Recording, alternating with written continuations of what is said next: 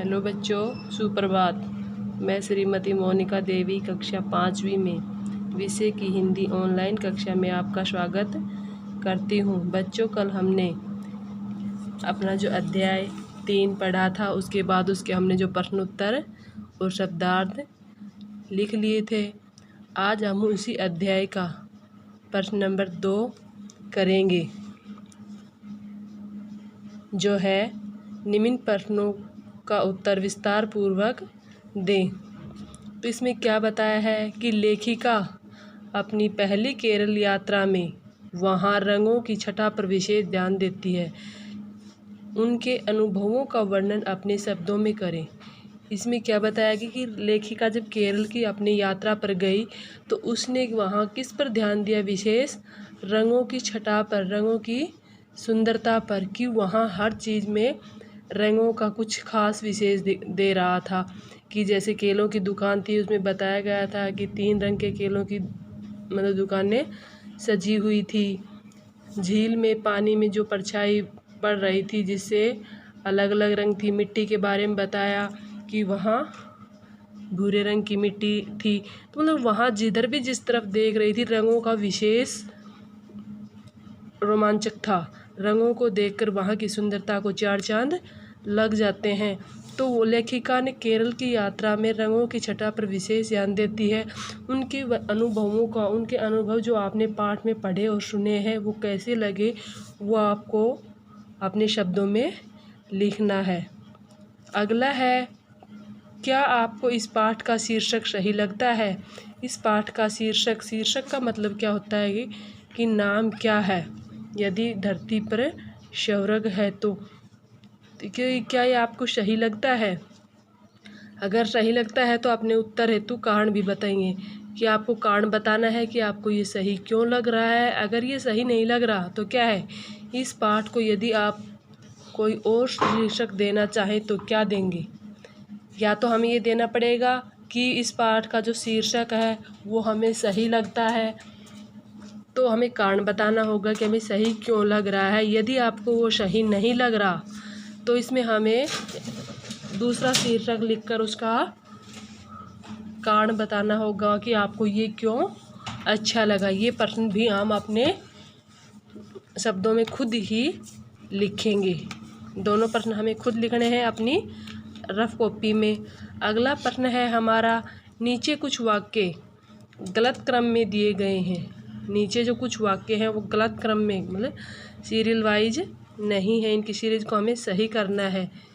इन्हें पाठ की घटनाओं के अनुसार उचित क्रम में लिखें। इन्हें हमें क्या करना है, पाठ के अकॉर्डिंग, कि कौन सी लाइनें, कौन सी बात पहले आई थी, उसके अकॉर्डिंग हमें लिखना होगा। तो हम इनके आगे नंबर डाल सकते हैं कि 1 नंबर पर कौन सी हुआ, 2 नंबर पर क्या आया, 3 नंबर पर क्या आया। जैसे इसमें है, पहले क्या आया, 1 नंबर पर आया है कि केरल की यात्रा शुरू हुई किलोन या किलोन नामक प्राचीन समुद्री शहर से।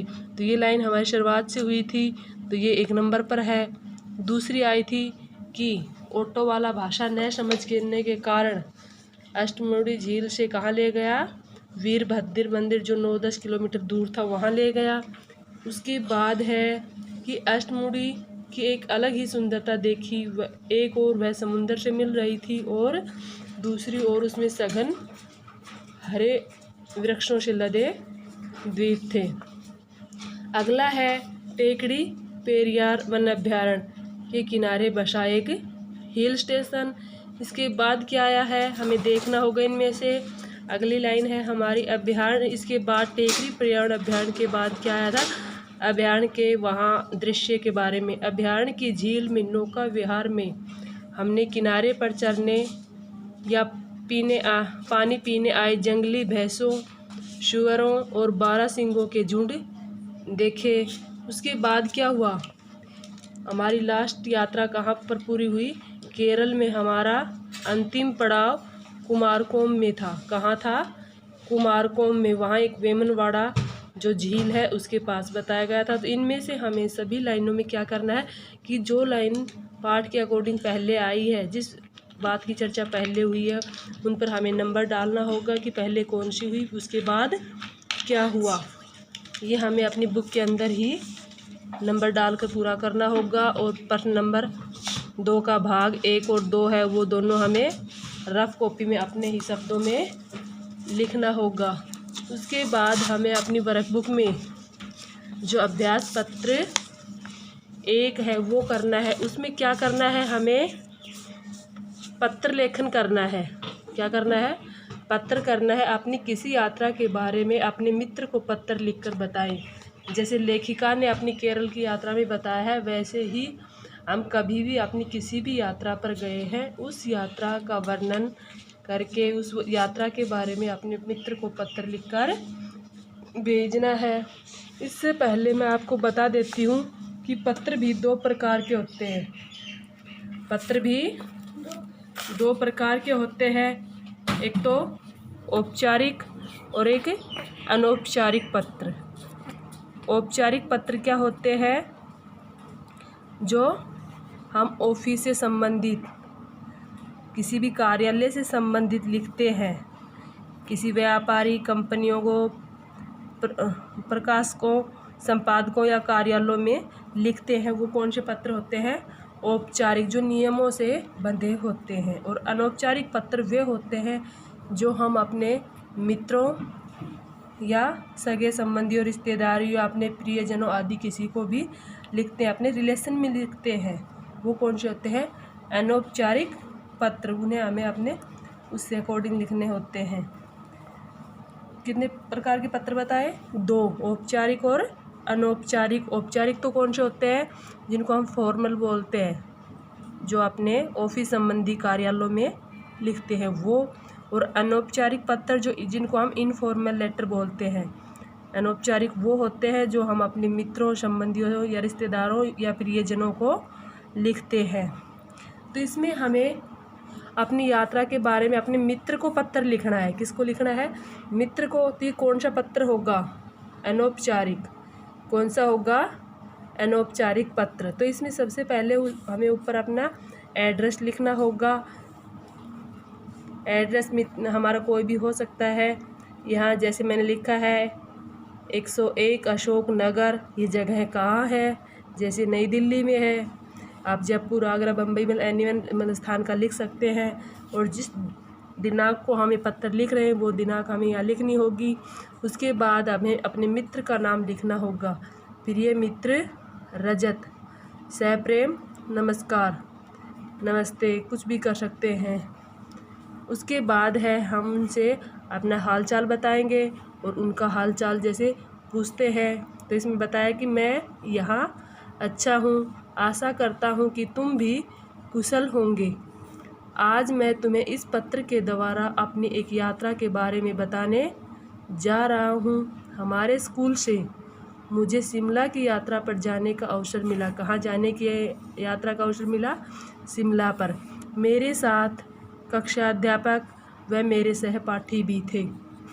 हम सभी कुल मिलाकर 50 बच्चे थे। हम निश्चित दिन स्कूल के मैदान में एकत्रित हुए। पहले से जो डेट निश्चित कर ली उस दिन कि किस दिन जाने का प्रोग्राम है।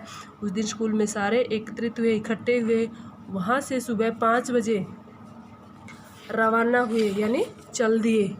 और अगली सुबह 8 बजे अपने गंतव्य स्थान पर पहुंच गए।